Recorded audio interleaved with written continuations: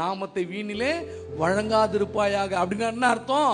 நாமும் நம்ம கிட்ட கொடுக்கப்பட்டிருக்கிறது, நம்ம கையில இருக்கு, நம்ம நெத்தியில இருக்கு, நமக்கு சுதந்திரமா இருக்கு. ஞாபகம் வச்சுக்கணும், எனக்கு கர்த்தர் அவருடைய பெயரை தந்திருக்கிறார், அதை கொண்டு நான் ஜெயிக்க வேண்டும். மோசேவின் கோலை காட்டிலும் பெரியது. இனி மோசே கோல் எங்க போச்சுன்னு தெரியல, ஆரோன் கையில துளிர்த்த கோல் எங்க போச்சுன்னு தெரியல, எல்லாம் அழிஞ்சு போச்சு. காலப்போக்கில் என்ன ஆயிடுச்சுங்க, எல்லாம் அழிஞ்சு போயிடுச்சு. ஆனா எது வந்தாலும் அழிக்க முடியாத ஒரு நாமத்தை தேவன் நமக்கு கொடுத்திருக்கிறார்.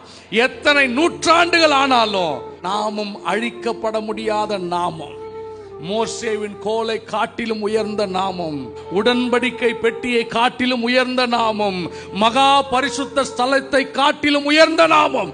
அப்படிப்பட்ட நாமத்தை தேவன் நமக்கு கொடுத்திருக்கிறார், நாம் பயன்படுத்தும்படியாய்